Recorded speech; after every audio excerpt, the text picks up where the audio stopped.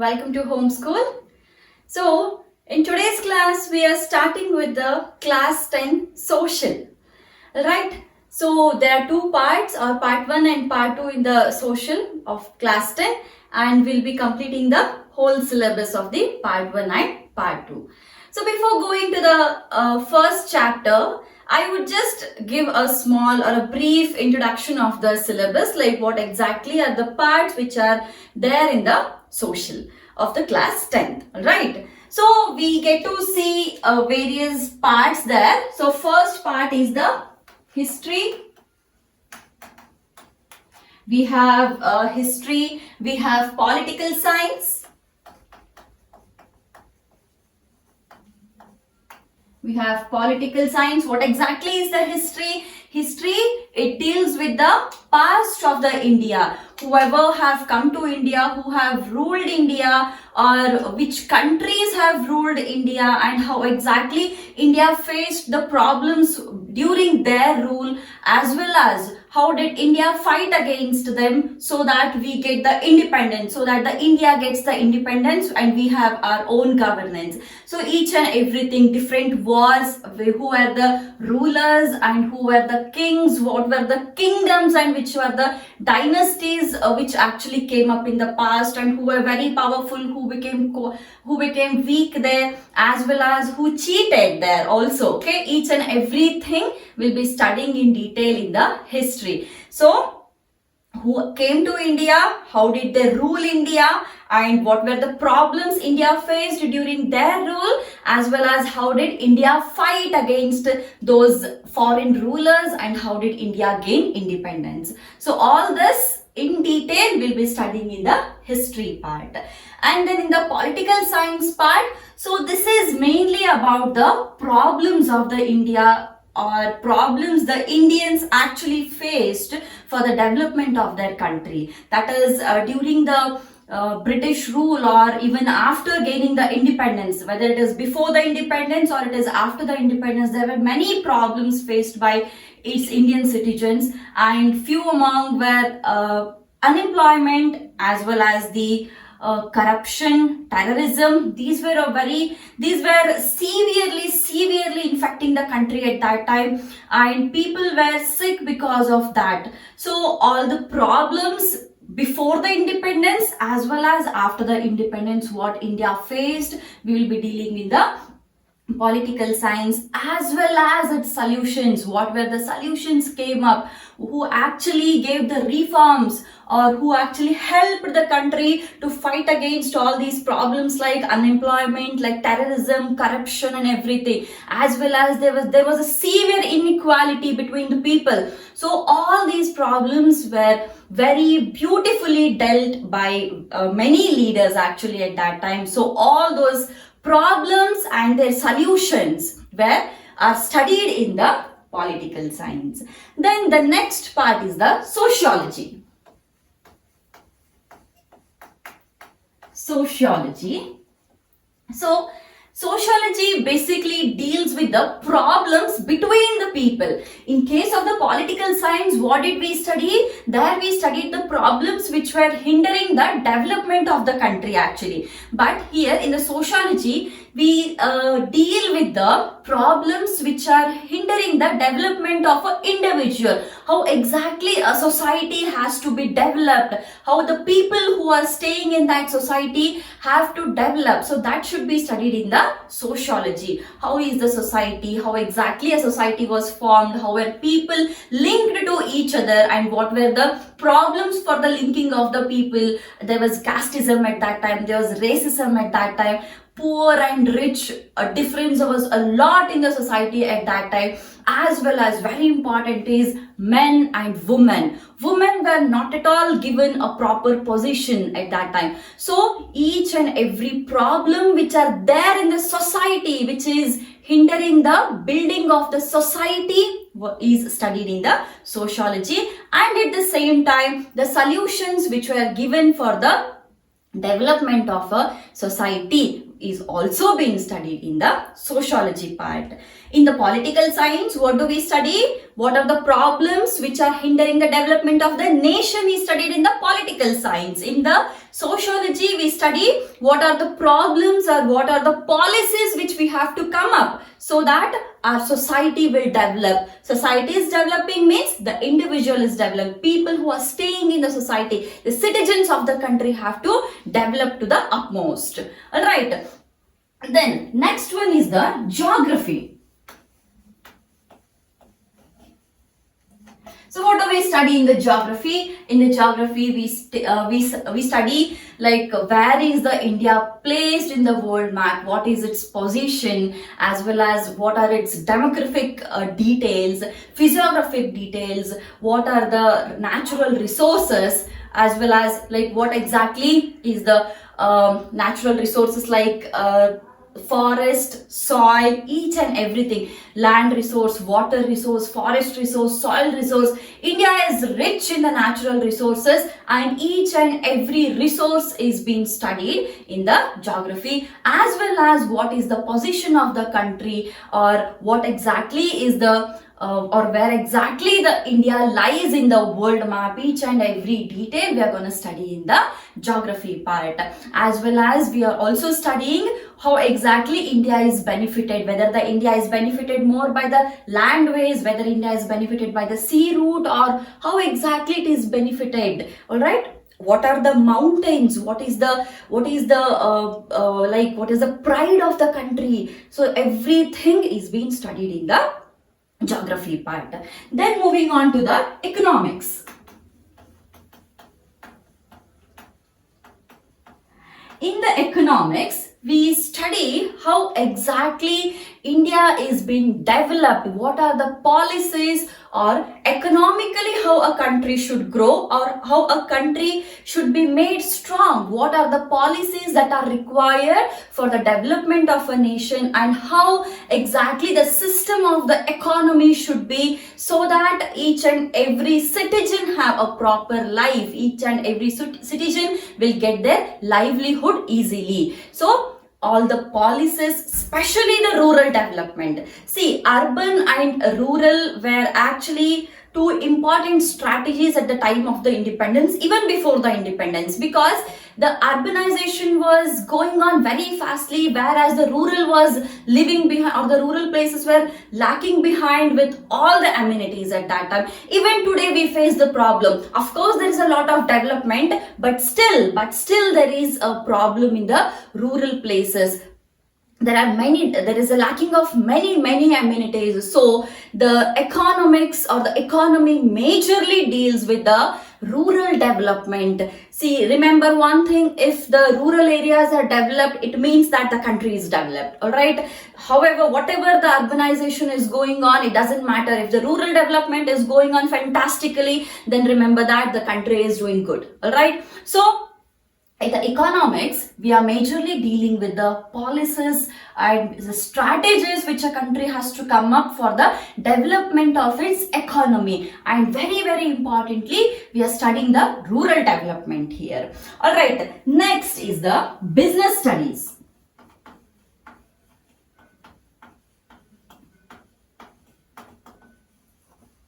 Business studies.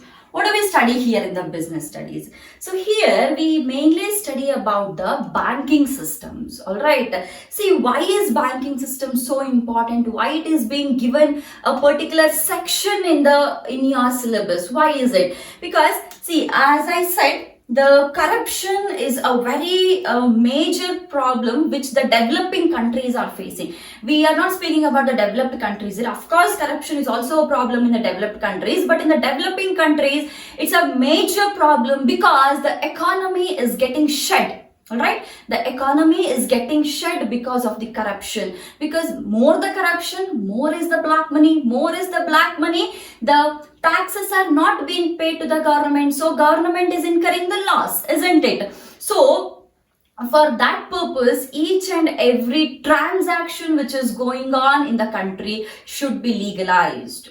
So if it has to be legalized, then definitely it should be through the banking. Isn't it? If you pay 100 rupees through your hand, it is not a legal one.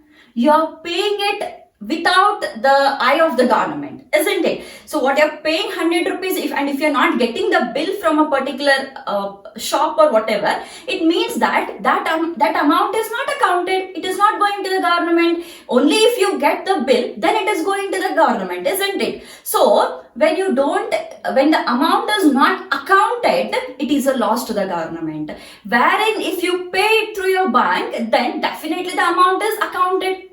That whatever portion of the tax should be gone to the government, that is going to the government. So government is not incurring the loss, isn't it? So if the economy has to be built in a country, then definitely all the transactions which are going on should be legalized, should be through account. And if it has to be through account, then every citizen should be knowing about the banking also, isn't it? So how exactly the bank works, or what are the things which you should know before entering a bank, how to open a bank account, each and everything you'll get to know in this particular business studies. All right. As well as very important, what is the role of a customer? As I said, not only the shopkeepers is important here, the role of the customer is also important. Customer has to ask for the bill and take the bill, so that whatever customer pays to the shopkeeper should go to the government. All right. So the role of a customer, what exactly are the rights of the customer, everything you will be studying in this particular section. All right. So we have history, political science, sociology, geography, economics, and business studies. So these 6 sections we will be studying in detail in the class 10th social. Okay. Part 1 as well as part 2 we will study it in the detail. So firstly we will start with the history today.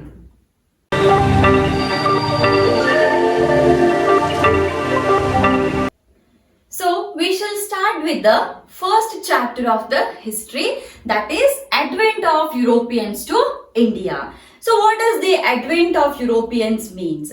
So we celebrate Independence Day, isn't it? Why do we celebrate Independence Day? That is because it is a memory of the celebration where we gained the independence from various foreign rulers who came to India and ruled us, isn't it? So in this chapter, we are going to study about those foreign rulers who came to India and ruled us. So the advent means, okay, the meaning of the advent is arrival or coming.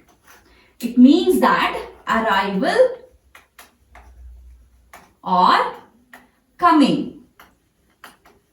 So the chapter says that we are going to study about the arrival of the Europeans to India. So who were those Europeans? Why did they actually come? Why they had interest on the India? Each and everything we will study in the detail. Alright. So firstly, the first question is, why Europeans came to India? Why they had interest on India? What was that special interest which actually attracted those Europeans to India? So the relationship between the various countries, especially the European countries and India, was there from the ancient times. That is mainly for the trade and commerce relationship. So very, very important, okay? From the ancient times, trade and commerce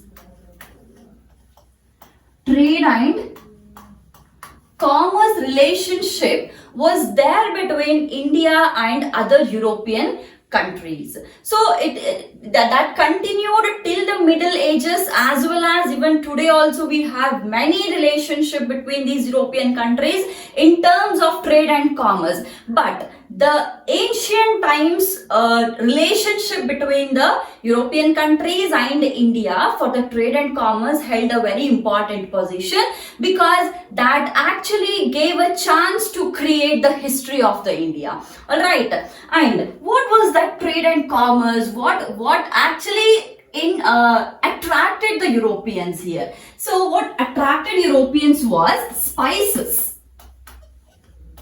So we know spices, isn't it? Pepper, cardamom, cinnamon, and many other spices are there which we grow in the India. And for the growth of, or for the growing of those spices, India terms to be a very suitable climate. Actually, we have very best suited climate to grow the spices, and these spices cannot be grown in the European countries.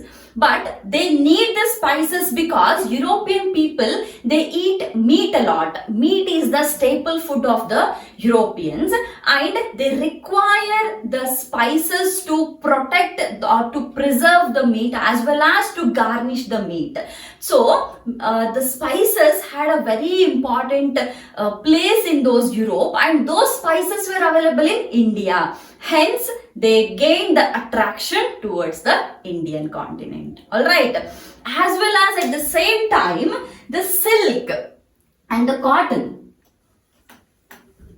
Silk and cotton, which was available in India, was of a very high quality, and that also attracted the Europeans to some extent later on. But the first term or the first means of attraction for their arrival is the spices only, and especially the pepper, black pepper. It attracted them very much, so that they came to India. In terms of trade and commerce, they wanted to trade the spices actually first. Alright. And then what used to happen is, like see, then before they came to India, what used to happen? Arab merchants were there. Alright. What Arab merchants they did is, they used to come to India, they used to purchase all the goods from the India, and then they would go and sell it. So they would sell it to the Italian merchants there. Alright, try to understand this. What Arab merchants did is, we will first draw one map so that it is easy for you to understand. So let's imagine this is the equator, and we have our Indian continent somewhere here, and above the Indian continent it is all the Asian continent here, so which widens there, and then so it protrudes like this. Okay, it protrudes a bit, and above this we have European continent. All right, I'm just drawing a rough diagram here. So after the European continent, we have, which protrudes a bit here, and then we have, this is the African continent which I'm drawing. So we have the African continent also. Okay, so what is to happen here is, so India is somewhere here. We will just draw it roughly, and this is all Asia. So the whole of the Asia had very attractive goods which were required by the Europeans. So Arabians, all right, who have the country here, these Arab merchants, what they used to do is, they would come here. Okay, these people, they would come here, they would collect all the goods which are available in the Asia along with other Asian countries. India was also one among them. Okay, so from India also they would collect all the goods, and then they would travel to the Europe. So here in the Europe, what had happened is, so just while entering the Europe, there is one place called as Constantinople. Right, there was a place called as the Constantinople. So all these Arab merchants, I'll write here,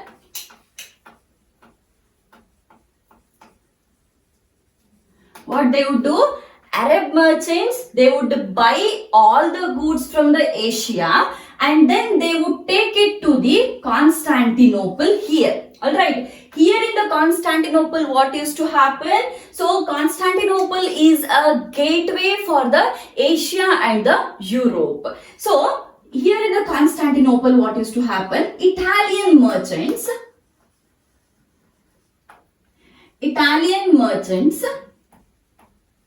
they would buy the goods which the Arab merchants have got, and then they would sell those goods to all of the Europe. So Arab merchants, they would buy the goods from the Asia and they sell it to the Italian merchants in the Constantinople. From the Constantinople, what Italian merchants would do? They would take all the goods and sell it all over the Europe. So this was going on. This buying and selling was going on from a very long ages or from a very long time. Hence, we also call the Constantinople as the gateway of the European trade.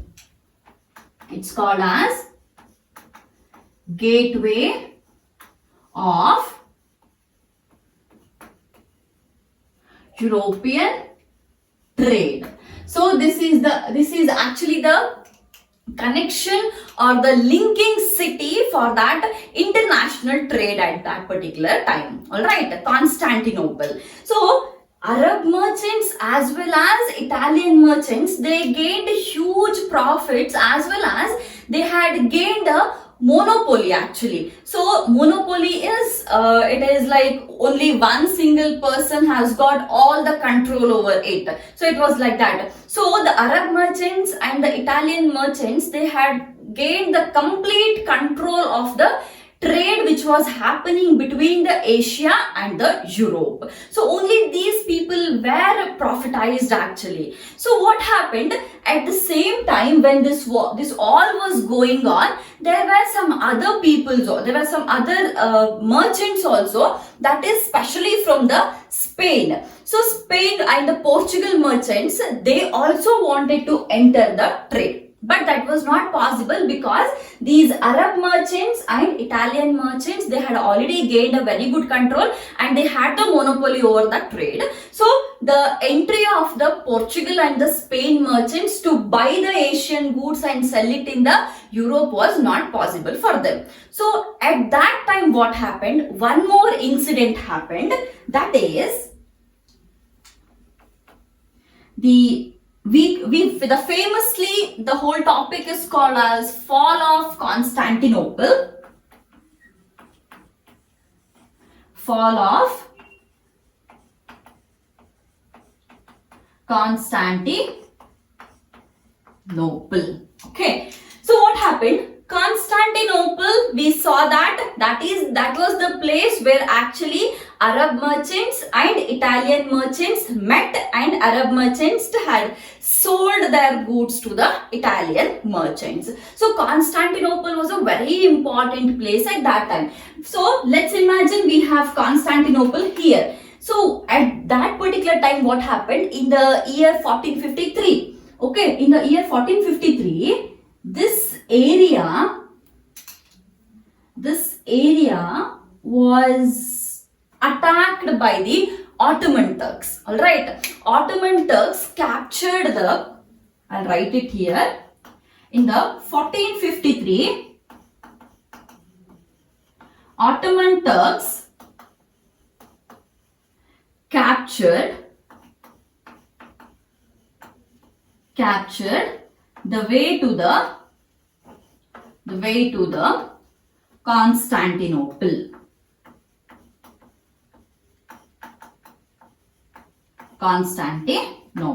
So what happened? These Ottoman Empire was there from the Africa till the Europe. Fine. So what happened? Those Ottoman Turks in the year 1453, so they captured this particular area. So we have Constantinople here. Okay. And all this area was captured by these Ottoman Turks.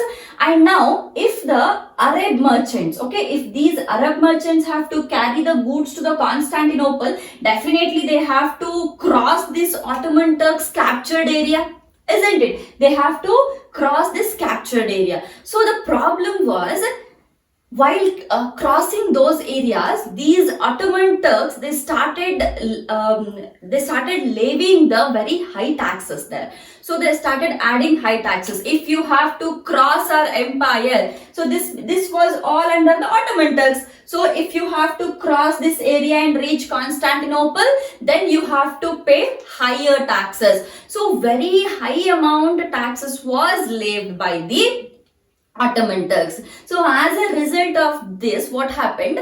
Most of the money was went, or they spent maximum money on paying the taxes only. So there were no profits in the trade at that time.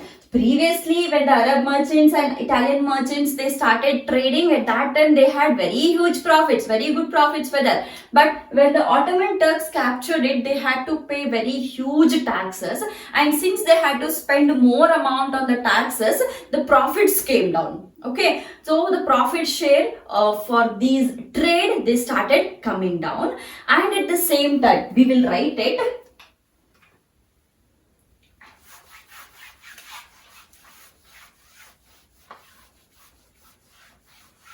Speaking about the fall of the Constantinople. So why exactly there was a fall of the Constantinople? The first reason is, in the year 1453, Ottoman Turks captured the way to the Constantinople, or Ottoman Turks captured the Constantinople in the year 1453. And the next reason was, they started levying high taxes. They started levying high taxes on the goods to cross the area and reach the Constantinople. Hence, the trade was not profitable. So, trade was unprofitable. Trade was unprofitable, and at the same time, the Spain and Portugal were also trying to break the monopoly. Spain and Portugal merchants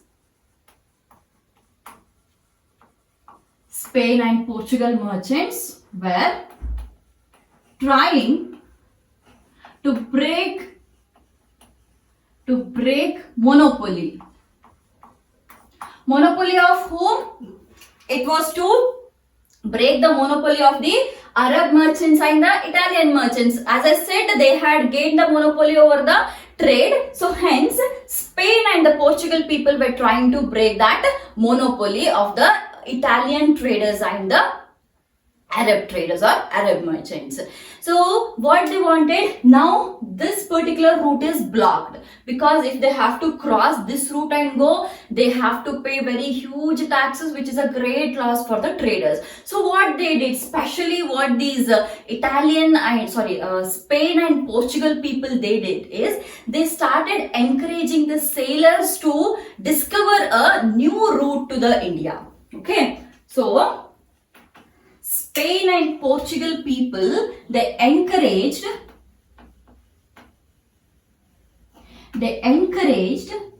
sailors to discover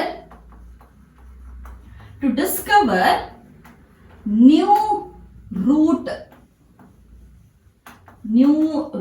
to India. Alright, to discover new route to India. And also at the same time, what had happened, there was a discovery of the compass and the astrolabes actually. So the discovery of the compass, astrolabes and the gunpowder, they actually helped the sailors to identify or to discover a new route to the India. So when this all happened, there was a pressure, or there was an encouragement to the sailors to discover one new route to the India. Hence, one particular sailor, that is Vasco da Gama, he discovered a new route to the India. So the next topic, we will see the new sea route to the India. So if they ask why the Constantinople fall has happened, or why there was a fall of the Constantinople, these are the reasons. That is, in the 1453, Ottoman Turks captured the Constantinople, or way to the Constantinople, and they started levying high taxes on the goods. Hence, the trade was unprofitable, as well as Spain and Portugal merchants were trying to break the monopoly, and Spain and the Portugal people also encouraged new sailors to discover new route to the India. So these were the reasons for the fall of the Constantinople. So later, when Vasco da Gama came up with a new route to the India, the Constantinople was no more a gateway to the European trade. Hence, there was a fall of the Constantinople. So the next one is the sea route to the India. Vasco da Gama was a Portugal sailor, and he started from the Lisbon. Alright, Lisbon is a place from where he started his sailing journey. So from the Lisbon, he started finding a route to the India. He chose the sea route. So previously, the one that is from the Europe to the from Asia to the Constantinople, and from the Constantinople to the other parts of the Europe, it was actually a land route. All right. So major part of that was a land route only. But here, what Vasco da Gama did was, he didn't choose the land route, he chose the sea route actually. So he started from the Lisbon. So we will again have a map here. So we will I'll just draw whatever part is required. So this is again the Indian part and the rest of the Asian part. And then we have the African continent. So we have an African continent, and then we have the Europe above it. So we have the Europe, and this side we have North America, we have South America, and then at the bottom we have Antarctica. Alright, so Lisbon, we get to see two stretches like this. So one stretch is Lisbon, and other one is the London. Okay, so what he did is, so in between we get to see the Mediterranean Sea and the Red Sea. We will come to that Mediterranean Sea and Red Sea later. Mediterranean Sea and Red Sea, we will see this later. So what Vasco da Gama did was, so he started his journey from the Lisbon, and from the Lisbon he came this way, and then he came to the India. Okay, so what happened? Vasco da Gama, he started Lisbon and he reached a place near the Calicut, which is on the east coast of India, in the year 1498. So we shall write it. In the year 1498, Vasco da Gama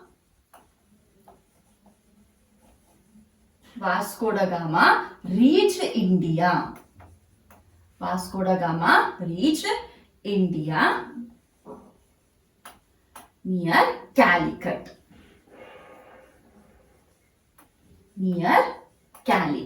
Alright, a very small village near the Calicut, which is on the coastal areas of the India. So there he reached in the year 1498. So this particular sea route, actually, after the fall of the Constantinople, when the Constantinople way was closed for the trade and commerce, after that, this was the route which actually was chosen by most of the traders to trade with the India as well as some parts of the Asia. So what happened? So this particular area or this particular route which is there, so this is almost 10,800 nautical miles. Alright, this route which is moving through the African continent tip. So this particular tip is actually called as the the one which is for the Africa. I'm again repeating it. The southernmost tip of the Africa, which is called as the Cape of Good Hope. This is the African continent. No confusions here. Okay, this African continent, this is the southernmost tip of the African continent, which is called as Cape of Good Hope. Cape of Good Hope. So, the route which Vasco da Gama had found out, that is from this particular Lisbon, which is crossing or which is moving through the Cape of Good Hope and entering the India. So, this is actually 10,800 nautical miles. It is 10,800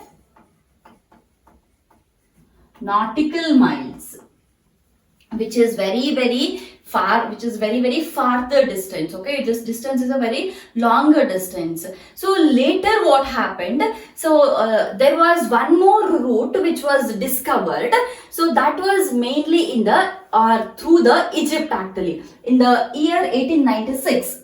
Okay, so after the discovery of this particular route by Vasco da Gama, for many years, for a century or more than that, so this route only was used by the traders to reach the India or the other parts of the Asia. Alright, later on in the year 1896, in the year 1896, a canal called as a Suez Canal was built in the Egypt to connect the Red Sea and the Mediterranean Sea. In the year 1896, Suez Canal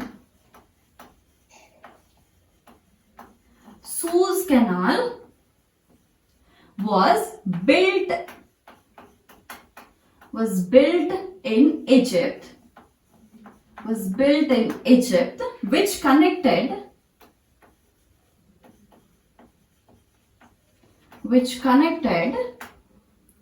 Mediterranean Sea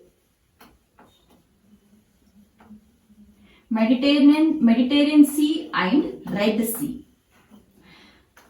So where are these Mediterranean Sea and the Red Sea? So this is the, so we have Indian continent somewhere here. Alright.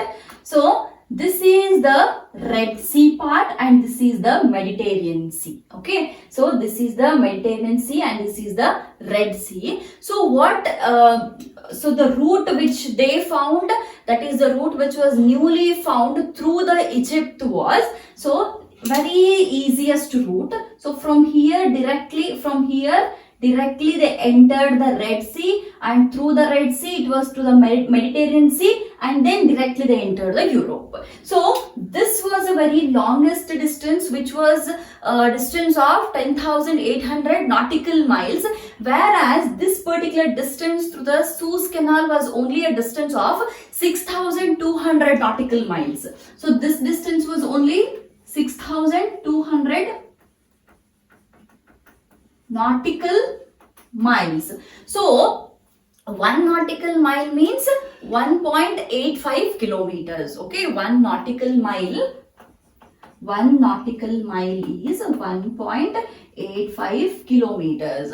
So this particular route was almost 10,800 nautical miles, and this is only 6,200 nautical miles. So don't you think this is the easiest way as compared to the way which was founded by Vasco da Gama?